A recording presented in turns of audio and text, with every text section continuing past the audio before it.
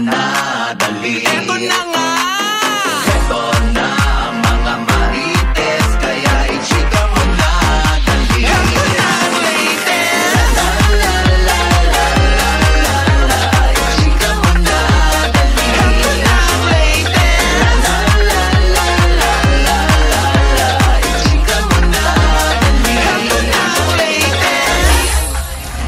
Hello mga ka-update! Ito po ang inyong mga lingkod. Ito po si Mama Ito Loy. naman po si Joseph po. At ito naman po si Papa O, si OG Yes. So, ano pa nga ba ang lagi nyo inihirit sa amin? Kaya i-chika mo na, dali. La la la la la la la la, ichichika na namin dali. Ay, nako ha, ang ating pagbate dahil first anniversary ni Jericho Rosales at ni Janine Gutierrez. Happy anniversary sa inyo bilang mag-jowa. Yes. Magkasintahan. May heartfelt post nga itong si Jericho para kay Janine. Ay, yes. Ano nga sinabi ni Jericho? Eto nasusulat. Basa. Sinabi. 1 year and 1 day with this one. Sabi niya ganun sa picture nila ni Janine. Nag-reply naman si Janine. Sabi niya, ha, Baba, the best time with you. Happy anniversary. I love you. Sabi. Kung maalala pa natin, hindi pa eh. Si Jericho Rosales ay nakasal noon kay Kim Jones. At sinabi nga dito, no, baklang-bakla, di ba? Their marriage ended in 2019. There have been no public announcement or reports regarding her current relationship or boyfriend since the divorce. Sabi doon, kumbaga kung may magtatanong kung meron ng jowa si Kim Jones, wala pa. And it was a mutual decision, an amicable separation dealt with grace and maturity by both parties. Sabi rin ni Kim Jones and Jericho Rosales. Ngayon naman, kung makakatagpo si Kim Jones ng lalaki na magpapatibok ng kanyang puso, habang si Jericho din ay meron ng Janine, I'm sure magiging happy sila para sa isa't isa, sa kaligayahan ng isa't isa. Yeah. At syempre, hanggang ngayon ay wala pang final statement o press statement ang magjowang Ryan Bang at Paula Huyong. Sobrang lapit sa akin ng dalawang yun. Kaya Dahil di ba yung Paldo ay isa sa mga may-ari niya si Ryan Bang. Sa taas naman yung Fiesta Horchata. Dyan sa Scout Santiago. Ang may-ari naman yan ay si Paula Huyong. Dyan din kami nag-interview. Yes. Pag hindi available yung opisina, isang tawag ko lang kay Paula, meron na agad kami schedule. Ganon ka-accommodating si Paula. At napakabait ni Paula. Yes. Kaya nga, Diyos ko, sana nga ay kung nagkaroon man sila ng misunderstanding, dahil nga nabuko nga ng mga netizen, dahil nga nag-alis na ng kanyang mga IG album nga nung kanilang engagement nila ni Ryan. Itong si Paula, hindi ko alam kung in-archive niya o dinelete niya na totally. Tsaka tinignan ko kanina, talagang totally wala kahit isang picture si Ryan Bang dun sa IG niya. Oo nga. matindi ang galit noon, Mama Loy, kapag ka-dinilit na. Oo nga. Parang wala nang pag-asa, di ba? Oo. Pero kay Ryan meron pa. Nandun pa rin lahat yung mga pictures together with Paula. At may naka-notice nga, no, sa episode ng It's Showtime last Saturday, no, parang makikita raw sa mata ni Ryan ang lungkot. Yung kahit pinipilit pa niyang magpaka-professional sa kanyang hosting job, nakikita pa rin daw yung lungkot. Hindi mo ba sila na-chika, Nay? Ayun na nga, hindi ko pa na-chichik. Si Paula ay tinext ko pero hindi ako sinagot. So, iginagalang natin yan. Baka kasi syempre si Paula ay nandun pa sa estado na malungkot pa, tapos parang inaaral pa ang mga sitwasyon, siguro, hindi ba? Tapos si Ryan Bang, kung pagbabatayan natin yung pictures, andun pa yung umaasa si Ryan Bang na magkakabalikan sila or matutuloy pa rin ang kasal. Kung hindi pa nag-delete ito, OG, baka naasa pa nga. naasa pa yun. Oo, no? Sana nga, no, Diyos ko, akong unang-unang malulungkot, no? Dahil, Diyos ko, mga anak-anakan natin yan. Tsaka apakababait at bagay na bagay sila. Lagi pang ipinagmamalaki ni Ryan Bang sa akin noon na dahil sa interview ko sa kanya, kung bakit napamahal siya sa parents o sa family ni Paula. So, ikaw yung dahilan. Uy, hindi akong third party. Ano ba? Kung ba't nagustuhan? Dahil sa Kaya interview ko, tulay. kasi daw, naramdaman ng parents ni Paula na mabait siyang anak. Oo, napakabait niya sa interview. Oo. Kaya nga, di ba, si Ryan, pag andun kami, siya lagi taya. Ay, talaga? Oo, siya nagbabayad. Sabi ko, wag na. Ano ka ba negosyo to? Hindi.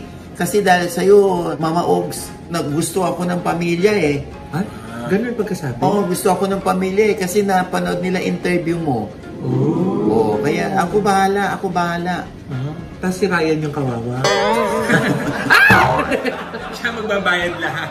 Hindi, gano'n naman ka-generous yung bata. Oo. Yun, oo. Kahit ngayong gupit doon sa, di ba, sa kanyang salon eh. Eh, Tito Oji, wala ka bang latest update diyan? Ay, naku. Syempre, meron naman tayo nakausap na isang source. At ang sabi nga ay mag-uusap pa raw yung dalawa. Pag-uusapan pa nila. Ang laking palaisipan niya na yun, no? Kasi ang saya-saya nila together eh. Nakapanood ko pa yung mga vlogs nila eh. Oo nga eh. Oo, kaya ano kaya nangyari? Naggulat talaga ako sa balita niya. Oo. Tapos wala naman naliling kay Ryan. Parang Wala ang naliling kay Ryan. Oo. At ang sinasabi nga sa akin ng aking source, wala raw namimit na ibang babae si Ryan. Kung totoo ha. Pero sana nga magkaayos at matuloy ang kasal ni Ryan Bang at ni Paula. Dahil sa Korea yata gagawin eh. Ah, talaga? Yung kasal sa 2026 na yon. Ay, Oo. Naku, Diyos ko po. Tapos parang naudlot pa, hindi ba? Oo. matutuloy yan. Claim natin. Sana, oo. At sana, no, yung sangkot dito, si Paula at si Ryan, sana i-work out nila. Okay. Oo, sayang. Ang bait-bait pa naman ni Paula. Tamo, naawa tuloy ako kay Ryan. Siya tuloy yung ginajudge. Oo. Kasi hindi nagsasalita si Ryan eh. Siya yung ini-expect ng mga tao na magsasalita. Pero, ginajudge siya ng mga tao. Oh, Diyos ko, sa akin sa akin mabait si Ryan. Talagang consistently, noon pa. Dahil lagi niya sinasabi, kayo ni Meme Vice, ang mami-mami ko eh. Ganon si Ryan lagi pag nakikita ko. Diba? At syempre, grabe naman yung pagka-Pilipino rin ni Ryan. Hindi ba? Pagmamahal. Pagmamahal niya sa Pilipinas at sa mga kapwa Pilipino. And katunayan yan, napaka-tatas na niya sa pagtatagalog. Nakuha na niya yung di ba parang si Sandara Park na marunong na rin managalog. Correct. Ay naku, sana ay magkaayos nga si Paula at si Ryan. Yes. Sayang kung ito'y mapupunta lang sa wala. Nakakaloka, Loy. Oo, sa isang litrato, lumapas. Oo, nagkita pala. Itong estranged couple na sina Dominic Roque at Bea Alonso sa birthday party ni Miss Ivy Violan. Talaga? Yes. Concert? Sino ba? Miss Ivy. Ivy Teo pala. Doc Ivy. Kaya pala isip ako ng isip to. Ang tagal-tagal niyo sumakot. Concert ba? Ang tagal-tagal niyo. Iniisip ko nga, Tito Oye, paano kaya naging close si na Bea at Dominic? Yung matagal ang singer si Miss Ivy Violan. Ewan kasi nga. Paano kaya may kinitan video na tutulala ako. Ay, naku. Ito na nga. Yan, yung picture, sa birthday ni Doc Ivy. Yes. Oo, ayan. Kung saan malayo, ang dami nila dyan. Yan yung mga babies ng Ivy. O yung mga ini-sponsoran ng Ivy. O malayo si Bea doon kay Dominic at kay, Sue. kay Sue. Oo, kaya ang tanong ng bayan ay nagkita ba, nagkabatian, nagkakwentuhan, o nag-hi hello man lang ba yung dalawa? Yan, honestly, yan ang dapat na i-comment ninyo kung nakita nyo yan o meron Yes. kayong kakilala na nagsabi kung nagkatsikahan ba yung dalawa for all time's sake. Yes. Di ba? At sure, yung curious na malaman ng lahat. Oo. Kaso wala pa tayong na-receive na chika. Oo nga. Pero sa totoo lang, no? Alam mo, wala namang problema kung magkatsikahan sila kasi pareho na silang masaya. Oh, Di ba? Lagi na silang buhay. Masaya na si Dominic kay Sue. Di ba? Si Bea doon sa may-ari ng Pure Gold. Di ba? Yes. Oh, basta importante, genuinely happy sila pareho. Yeah. Oo, ha? At pareho naman silang blooming. Oo. Di ba? Pero nang mukhang happy. Oo, di ba? Oo, yan ang importante. No? Yes. Alam mo, hindi naman kakulangan sa buhay pag nabibigo ka sa pag-ibig or hindi nagtatagal ang relationship. Ang importante dito, yung nadapa ka man, naging failure, yung relationship, ay yung pagbangon. Yun. Marunong kang bumangon. Diba? Tsaka may mga taong pinagdadaanan talaga tayo sa buhay. Oo. Para ma-lead tayo dun sa kung sino yung para sa atin pala. No? Oo. Ayan, ha? Hindi lang sina Dominic Roque at Bea Alonzo ang nagkita sa birthday ni Doc Ivy, maging sina Sara Labati at Barbie Imperial, pero deadmahal lamang daw ang dalawa. Obvious yun. Kasi nga, boyfriend ni Barbie ngayon ang ex-husband ni Sara na si Richard Gutierrez. That night ay enjoy lamang daw sa kanya-kanyang katsikahan ang dalawang babae. Kasi ito na parang mukhang naka-move on na. Sino? Si Enrique Hill. Bakit? Mukhang naka-move on na kay Liza Soberano. Oo. Bakit? Oo. Kasi nakita si Enrique may kasamang girl. Saan? Pretty. Saan? Sa Bohol. Sa Panglao. Oo. Oo nga, may kumalat ng mga retrato. Oo nga, nakita ko rin. Oo nga, may video pa kung saan merong kuha mula sa hagdan, no? Tapos dumalakad sa ground floor si Enrique. At si Frankie Russell. Ayun. Oo, sino ba si Frankie Russell? Bakla ba yun, Mamalo? Gaga? Porque Frankie ba? Frank ang pangalan. Gaga? Russell pa. Frankie. Bakit meron naman pangalan ng babae? Joey. Oo nga. Ikaw eh.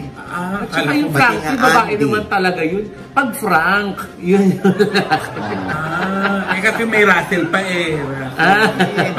Depende sa lipstick mo. Tapos, yun nga na si Frankie? PBB housemate siya dati. Saan anong batch? Yung Otso. Otso. Yung PBB Otso. Oo, yun. oo. Tapos maalala nga siya dun sa may eksena dati dun sa loob ng bahay ni Kuya, yung pumasok si Meme Vice. Oo. Yung sinabi ni Meme na beauty queen siya. 2 years pa lang siya sa Philippines. Tas, Sino? Si Meme. Oo. Tapos paniwalang-paniwala si si Frankie. Kasi nga taga New Zealand si Frankie. Phil New Zealand. Ayun. Oo. So, yun. Tapos dati na-link siya na kay Marlon Stockinger. Tsaka kay Jegolay Saga. Okay. Ligawin pala ang bata. Ay, ang ganda. Maganda yung bata Sexy. Ang layo sa itsura mo. Dumikit pa yata yung lipstick mo sa akin. Grabe, akala ko lang sabi mo sa akin, ligawin ako ng Ako ligawin, parang ang pusa, ligawin. So, yun nga, Nay. Kasi nga, kaya maganda, sexy, dahil nga, beauty queen, di ba? Nag-represent siya ng New Zealand sa Miss Cosmopolitan 2024. Ito yung kay Freddy Aguilar. Oo.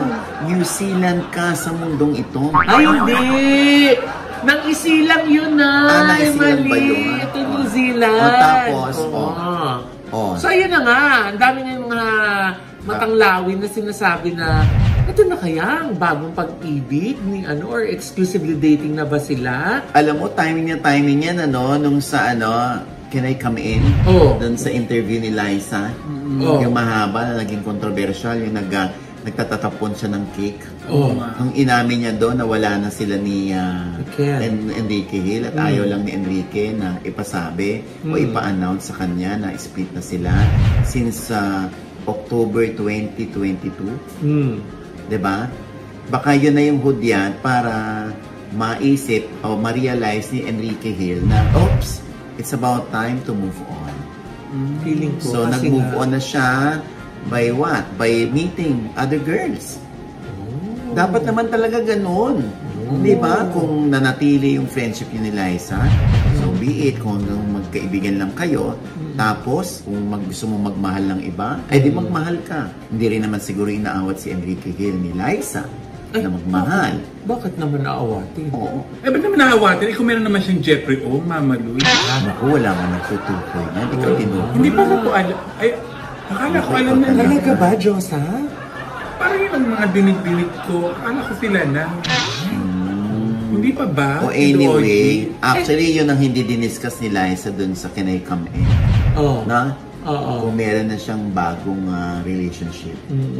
Oo. So, Kaso like, teka lang, nabanggit mo kasi nung mga nakaraan nating episode na umaasa pa rin si Enrique. ay, na oo maging naman. sila ni Liza. Oo naman. O, sa development na ito, Oo naman. paano Oo kaya, naman. ready na kaya talaga siyang Sana magmahal? ready na si Ken, ano? Mhm.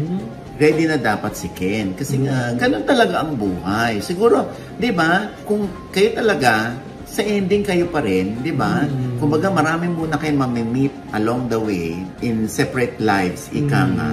Tapos, bilang ang ending, kayo pa rin pala. Oh, hindi natin alam, di ba? Even yung mga Lisken fans, oo, talagang umaasa pa rin na si Enrique pa rin ang ending ni Liza. Ang classic na example kaya lagi pag may mga gayong usapan na sana sa huli sila pa rin, si Maha Salvador at si Rambo Nunez, di ba? After 10 years, Diba? nagkabalikan, tapos simbahan na yung tuloy, di ba? Oo, hindi natin masasabi eh. Oh, kaya hayaan natin si Enrique kung nag-enjoy siya sa company ni Frankie. Ay, totoo. Yan ang negosyo ni Frankie. Anong negosyo? Sabi mo may company. Gaga! Ha? Company. Sorry na. Napalakas yung ano ko. Company. Ah, company. Kakainom mo yan ng Parang- soft drinks habang nagbabalita ka rin. Parang Nakita. companion ba? Tama ba? Company. Parang I enjoy Parang your presence. company. Oo. Yung basta andyan ka, happy Oo. ako. Ganon. Oh, yes. Ako naman may negosyo. Pero parang di naman sila lang dalawa dun sa Bohol trip, Parang may mga iba pa silang kasama. Oo, may iba pa silang kasama. Oh. Oo. Eh, hindi So, natin company natin na. Oo. Maka-company outing yun natin. Naka-team building. Naka-team building. Oo, itong ginanap sa Bohol. Ay, nako. Anyway, and speaking of Ken, yung nasa Netflix na, ang Strange Frequency Taiwan Killer Hospital. At number 1. diba? Top na Filipino movie ngayon. Diba? Congratulations. Ay, teka lang, bago ko makalimutan. Speaking of Enrique, yung ibang fans niya, binabash ka. Bakit? Kasi daw, tapos na naman daw yung kontrata ni Ken sa ABS-CBN. Ang sabi mo daw, na-void dahil pumirma siya sa ibang company. Hindi na void. Hindi nagkaroon ng kaganapan yung laman ng kontrata. Oo, kasi nga, syempre dili-dali pa si Enrique. Oo, nung una, ito na nga yung lilinawin ko kasi binabash talaga ako ng ibang fans si Enrique. Una, may pinirmahan naman talaga si Enrique. Okay. Meron pang picture yan, di ba? With the bosses of ABS-CBN. Ngayon, Yung ba'y may dala siyang aso? hindi ko alam kung yun nga yun. So, since pumirma siya, nagpipitching sa kanya. So, since nagpipitch sa kanya, wala siya na-approve, siya pinag-pitch. Ano ba concept mo? Nung inano yung concept niya, sige, ito may concept ako. In-entertain ng mga prod staff yung concept ni Enrique. At nag-approve ang management sa concept ni Enrique. Ba't hindi natuloy? Yun na nga. Bakit nga hindi natuloy? So, patagal ng patagal na hindi natutuloy. Nagkakalimutan na. Nakaset up na yung ibang cast doon sa pinitch na concept ni Enrique. Bigla na lang mababalitaan nila na may gagawin pala. Nag-sign up siya ng 10 pictures sa M-Quest. Hindi teleserye. Sa M-Quest. Kaya lang yung kanila, bakit kami pinirmahan ng 10 movies? Sana man lang, pinagbigyan mo man lang kami makagawa tayo ng teleserye. Since may contract ka sa amin. Pero nag-end ba yung contract? Nag-end na nga yung contract. Pumaso na. guaranteed pa yun. Ibig sabihin, pag walang ginagawa yung actor na nakapirma doon, babayaran siya. So wala. In fairness naman to Enrique, hindi naman siguro sila naningil. Kasi sila nga yung inihintay ng ABS para makapag-roll na yung camera para sa teleserye. Ako naman bilang manager, sana nga pinagbigyan ni Enrique ang ABS-CBN. Kahit isang teleserye, kahit 3 buwan lang yan, di ba? Kasi that way, di ba, parang manunumbalik ulit sa fans yung katotohanan kahit walang Liza Soberano, can stand alone still. Oo.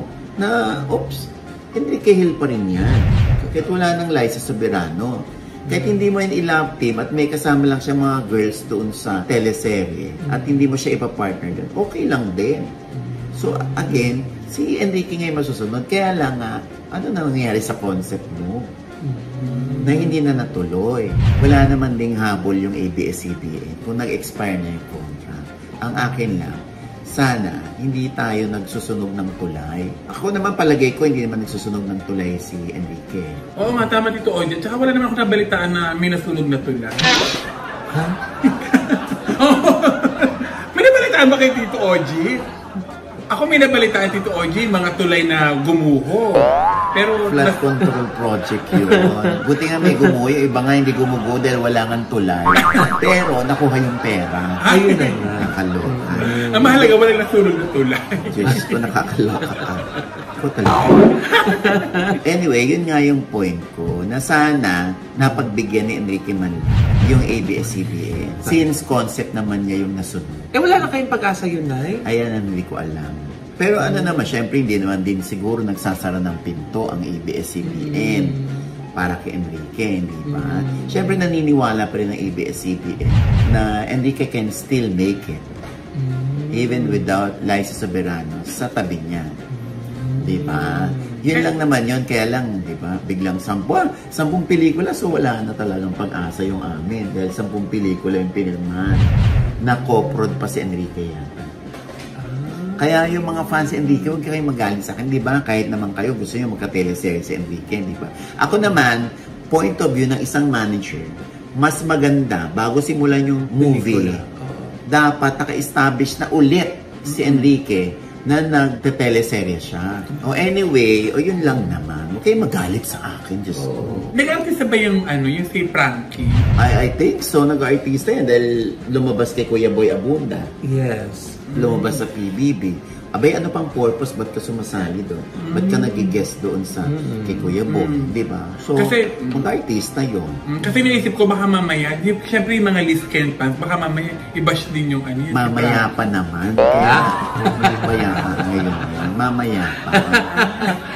Hindi ba alam mo naman yung mga fan, yung minsan sila yung mas matagal makamove on, Tito Oji, di ba? Ako, ikaw naman ang ibabash ng Liz Ken fans. Sinabi mo silang matagal makamove on. Hindi, in general, lahat naman Tito Oji ng mga fans, ng mga love team, sila yung mga hindi agad nakaka-move on. Kahit yung talagang magka-love team, naka-move on na. Kahit nga yung mga Katniel, yung mga Jaden fans, yung mga love team na mga yan. Sila yung mga hindi naka-move on. Kahit nga ako Tito Oji, parang hindi pa ako maka-move on sa Katniel. Pero kay Puto Bumbong ba, naka-move on ka na? Ay, matagal. Yung bakal Hindi pa na kaya sabi naka-move on. Wala namang ano. Parang may post na naman na magkasama kayo eh. Wala. Takot ko na lang sa inyo, Diyos ko. Landi-landi mo.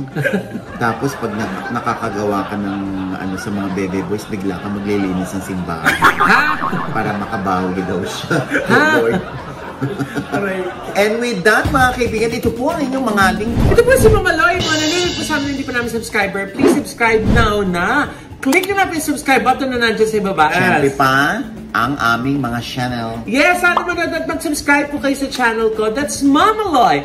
M-A-M-A-L-O-I. At nandiyan pa rin po yung vlog ko featuring yung bagong product ni Miss Julia Montes ng take-out food. Yan. Tsaka yung ni Direk Coco, yung Tindeng's recipe, yung recipe ng lola niya. Yung mga bopis, mechado. At sisig yata. Yes. Masarap daw yan ha. Kaya matikman natin yan. Diba?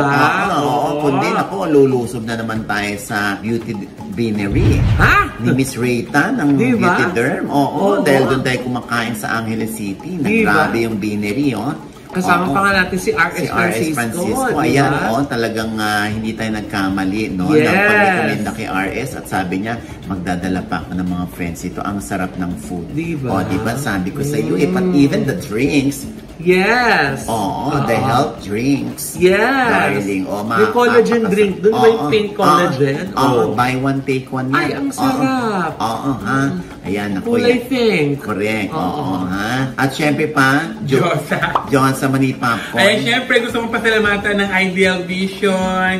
Dahil sa Ideal Vision, ay kitang-kita ko na ang gaganda ninyo. Kitang-kita ko magaganda yung ngiti. O, wag mo na alisin yan. Yes. Kasi ngayon wala nakitang ganda namin, hayop ka. Oo. Kita mong gandang end dito. Oh, kakaloka. Diba? Oo. Oo. Kantong-kanto. Oo. Dahil sa endo laser lift. Oo. Tapos magpaano ka na yung mga wrinkles mo dito, Josa. Yes, pero Wow. yung mga sign of aging. Oo, Baka sa naman. ND Skin Beauty and Wellness ka na Yes. din. Ay, salamat po. Diyos ko, bakit Angelo yung paganda Dominguez, ko? kay Doc Rhea Trinidad, Yes. Oo, Hi, sa Doc. ND, oo, ha?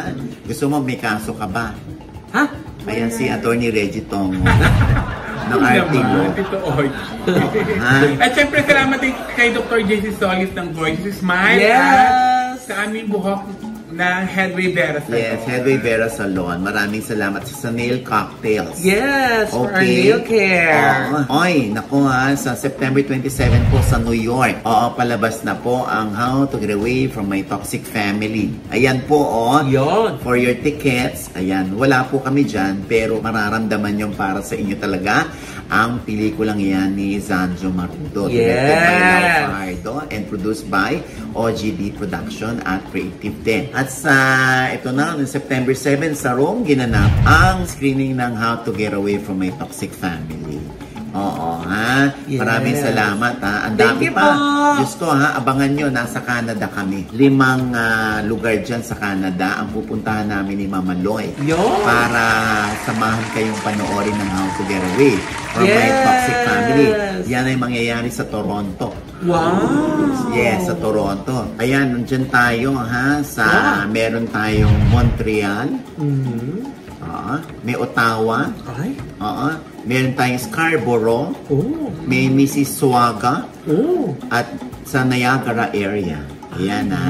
Yung pong mga petsa, abangan ninyo kung kailan, ha. Wala pa po Yes. kaming hawak. Basta 5 yung ating pupuntahan dyan. Eh. At syempre, diretso na naman kami sa US. Ay. Para samahan na naman kayong manood, no? Diba? Oo, Ilan yan naman ay... tayo sa US? Naku, 5 na naman yung ating pupuntahan doon para makinood sa kanila. Yan. Oo, Hindi ba kayo ayan. napapagod? Ay, ewan ko ba? Sinasama. Oo. Diyos ko. Diba? Si Oliver Carne ang promoter dyan. Oo. Yes. Ang best friend ng... Ha? Si Oliver, di ba naman yung malaki sinama dyan? Ha? Andyan pa si Tamerlane, baka patikitang ka. Oo, Oo, ha? diba? Ayan, at syempre pa. Oo, ha? Ang ating panayam kay Santino. Oo, nakubalikan Ay, ninyo yung mga nakapanood ng nakakatuwa. May Bukas Pa. Panoorin niyo si Santino. Bumalik kami dun sa simbahan. 16 years ago, magkasama kami ron. Nagtitaping kami ng May Bukas Pa. Pinuntahan namin last week at ayan, nandyan na siya sa lugar na yan sa simbahan para mag-reminisce nung 7 years old siya. Ang cute-cute niya. Diba? O, ayan sa OG Diaz Inspires. Yes. Okay? At syempre, ang ating pagbati ng happy birthday kay Jex. Kay Tita Jex. Yes. Happy birthday today. Happy September 8. Ang birthday niya si Mama Mary pero hindi niya Diba? kaugali. Si Mamang Mary nagbibigay. Siya nangihingi. Happy birthday, Jex. At Happy birthday. Birthday din ng inaanak ko kay Aiko Melendez, si Andre. Happy birthday, Ay, anak. happy birthday, Andre. Yes, alam mo na anak kung gaano kita kamahal, ha? Yes. Ayan, at syempre pa ito pa rin po yung lingkod, Papa Usin OGDS na lagi nagsasabi. At nagpapaalala sa inyo na sa tuwing gigising po tayo tuwing umaga, huwag na huwag po tayong makakalimot, ha? Na magpasalamat sa Panginoon dahil tayo kanyang ginising. Ibig sabihin, may mission pa rin po tayo sa buhay. Sabay sabing, every gising is a blessing. At ano pa nga bang lagi niyong inihirit sa amin? Ichika mo na, dali. La la la la la la la la. Ichika mo na.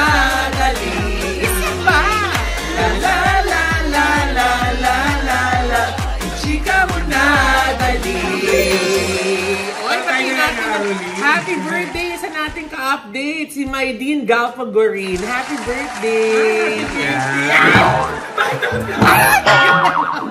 Happy birthday nga eh! Happy birthday! Bye na nga, Caroline. Magandang Christmas Caroline pala yun sa atin. Chika mo na dali. Music Christmas version. Basta, paitin ka ulit ng hair.